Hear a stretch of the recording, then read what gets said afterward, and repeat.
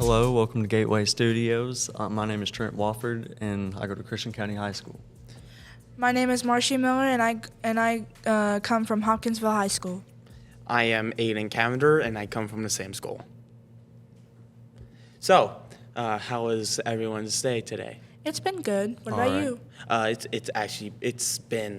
I've been really excited about this whole thing. Trent, how is it for you? Looking forward to doing this podcast. Oh yeah, I've been excited for it all day. But down to business. Marcy, can you go ahead and explain to us about the movie that we're gonna be reviewing, aka Matilda? I'll say just a little bit, but then I want to let Trent have a chance to explain some more. So, the movie starts out where we see her being born, and then she learns to grow up and take care of herself because her family's not there for her, teaching her how to. But she's really indulged with books and learning, and she really wants to go to school, and that's the basic beginning of the movie. All right. I don't want to go into too much detail just for anybody that hasn't watched Matilda and does That's want to considerate. watch. Yeah, but it's just really about this little girl that gets powers after going to school. Her parents are corrupted, and she's just really trying to find her way into her new school. That vocabulary is really nice. Yeah, I was just about to say you were popping. Thank you. What about you, Aiden? Do you have anything you'd like to say in the movie? Well, I don't want to say too much, but just a little rundown.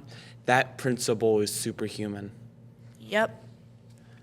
Yeah, I don't want to say too much again, but lifting things that no person should be able to lift, that's not normal. She kind of acts like a British king. Oh, yeah, I was just about to say, she definitely gives that vibe. She also reminds me of, and wasn't she, in an Olympics at some point? I think she went to the Olympics for a couple of heavy sports. I mean, that explained why she has such a huge interest in javelin throwing and stuff. But anyway, Trent. Yeah, and those for the people that don't understand who they're talking about, this is the principal, Miss Trenchbull. She's one of the main antagonists in the movie and has a big role in just the whole movie. And Marcy, is there anything else you would like to say about it? I would just like to say, how did we start from a little girl who was interested in books and learning to a child who has telekinesis powers? Yeah, I was just about to, I wanted to say that, but I was like, So, but yeah, that really just stuck with me. She goes from a kid who has above average IQ to a kid who is probably gonna be on some genius. sort of genius, and I'm sure she'll definitely use those powers of hers to her advantage. Yeah. And in the movie, it doesn't really go into detail about how she gains these telekinetic powers, just how she's a smart little girl and then has these powers. Just one day, and it's fueled by her rage, I think, her emotions towards the people in her life, and there's no really in depth some unlocking in her brain. It's just one day she has it because she gets really, really emotional. I wish that if it just took being really emotional to gain superhuman abilities, supernatural abilities, then throw all the trauma at me. I want to be able to lift up a book with my mind. I want to be able to grab the TV remote so I can put on my daily show of watching, I don't know, One Piece. I have an idea. How about we go around and say what we liked and or disliked about the movie? That's a good idea. Marcy, how about you start? Well, one thing I liked about the movie was that they didn't really make the principal like one of those superhero villains, like, oh, I'm gonna get you, I keep coming back. But they just really built on her character of how she's this mean person, and the way, like, kind of the way that she got her, like, strength because of the Olympics, and you kind of get that basic background of how she's developed into this way. And then I think one thing I disliked about the movie is, like, the chocolate cake scene. Oh yeah, that was awful. It's just like shoving cake in your mouth, and it would make me want to throw up. Yeah. Trent, what about you? I mean, I can't really say there's anything I dislike about this movie. I mean, the message it sends is kind of powerful Yeah, after I'd you agree. watch the whole movie. Once you start really getting into the understanding part at the end, you really go back and think that there's really nothing wrong with the movie. Yeah, that's what I think.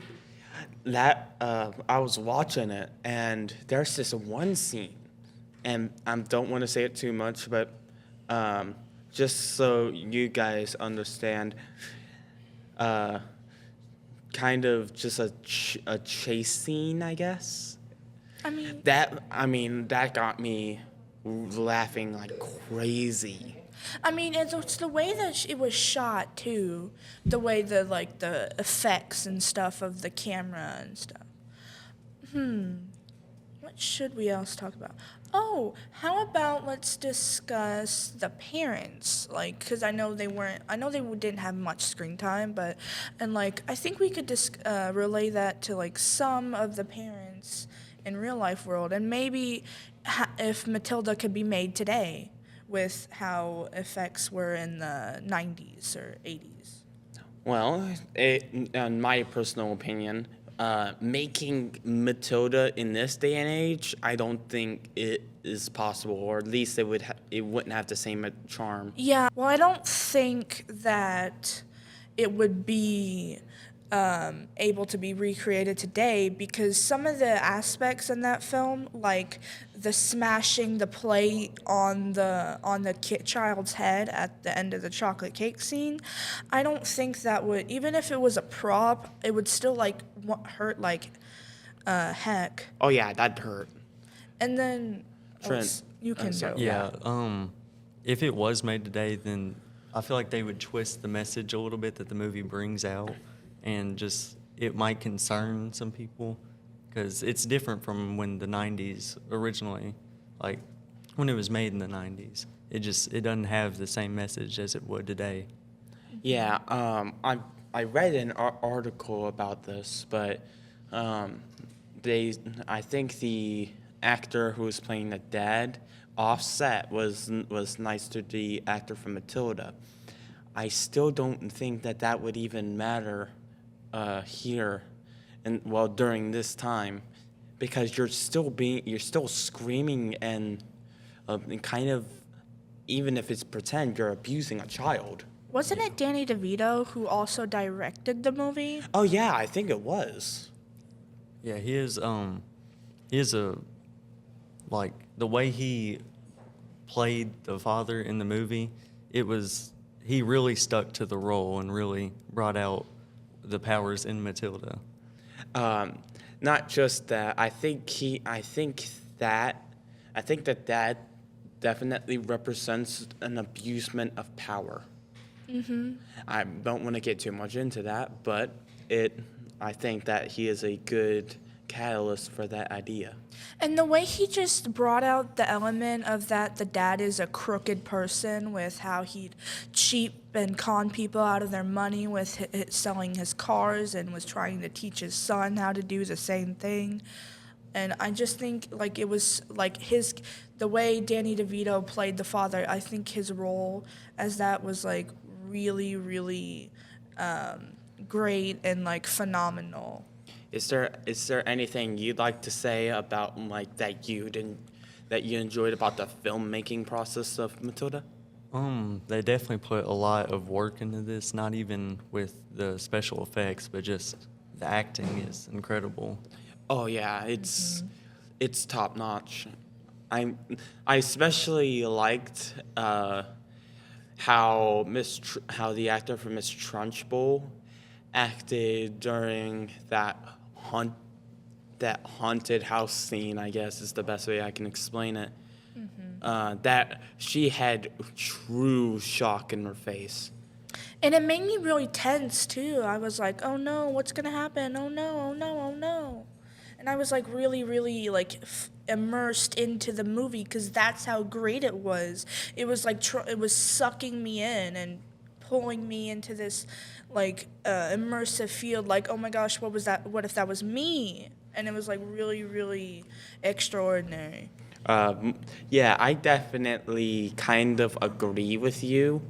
When I was watching it, I had with me some popcorn. I went like 3/4 of the movie without eating the popcorn. It's a very like entertaining movie. It almost makes you think of where you as yourself would be in the movie, you know? Oh yeah, it definitely just screams, "Put me in there." Like if I was a student, I would be really, really. I don't know. I don't understand how the students didn't have psychological damage. Oh yeah, that's a phenomenal. It's a absurd phenomenon. I won't say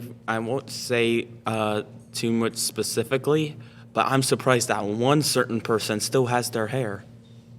And let's bring up another person in the movie other than Miss Trunchbull and Matilda, Miss Honey.